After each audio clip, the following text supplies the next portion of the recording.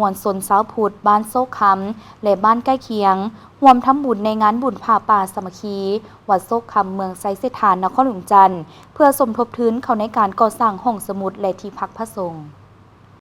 บุญผ้าป่าสามัคคีวัดโซกคำบ้านโซกคำเมืองไซเสถานนครหลวงจันทร์ได้จัดขึ้นในระหว่างวันที่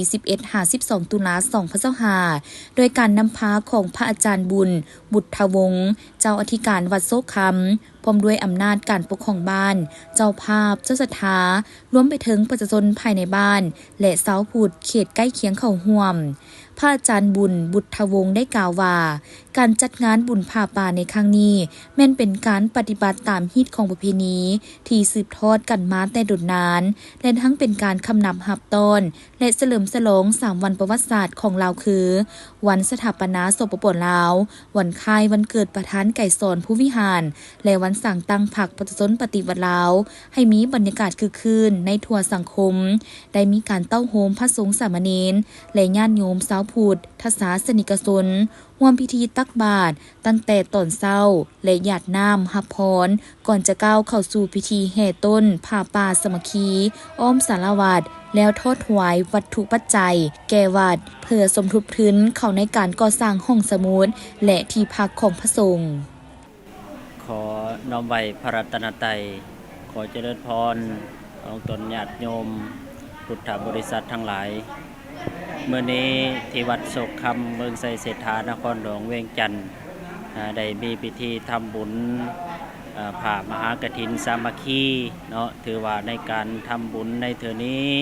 ตามจุดประสงค์การหลังจากพระเจ้าพระสงฆ์จำพรรษาครบไตรมาสหรือ3 เดือนหรือว่า90 วันในวัดเนืองๆตามพุทธานุญาตขององค์สมเด็จสัมมาสัมพุทธเจ้าในทางธรรมวินัยแล้ววัดถ้าหากว่าพระสงฆ์วัดใดวัดหนึ่งอยู่จำพรรษาครบตลอด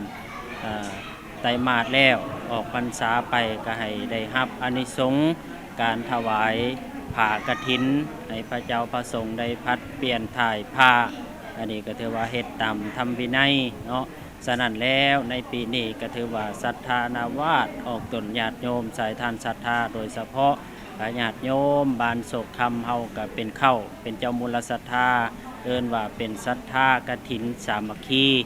ในการเฮ็ดบุญกุศลในคราวครั้งนี้อันหนึ่งก็เป็นการรักษาไว้ซึ่งฮีต12ข้อง14ที่พ่อที่แม่ครูบาอาจารย์พาเฮ็ดพาทำและก็เฮ็ดตามธรรมวินัยฉะนั้นในการเฮ็ดบุญกฐินในกระบวนการในเทื่อนี้ก็ถือว่ามวลชนพ่อแม่ประชาชนก็มีความพร้อมเพรียงเฮียงหน้ากันรวมทั้งองค์การจัดตั้งทุกภาคส่วนครูบาอาจารย์ก็ได้มารวมในงานพิธีได้มีขบวนแห่อย่างฟึดฟื้นอย่างมวลซื่นและก็อาตมาภาพก็ขออนุโมทนานำเจ้าภาพมูลศรัทธาทั้งหลายทั้งมวลที่เดินทางมาจากทิศทั้ง4มารวมเพาะรวมโมอนุโมทนาบุญสำหรับทุนทรัพย์ที่เฮาได้มาในเทื่อนี้จากอานิสงส์การถวายผ้ากฐินเพื่อที่จะได้สร้างห้องสมุดเป็นบ่อนบรรจุปึ้มปไตยปิฎกเนาะเป็นบ่อนศึกษาเป็นบ่อนทำเฮียนของพระสงฆ์สามเณรและแขกไปไทยมาครูบาอาจารย์ในห้องสมุดหันก็มีทั้งห้องรับแขกหรือว่ารับพระอคันตุกะที่จะเดินทางหรือว่าสัญจรมาพัก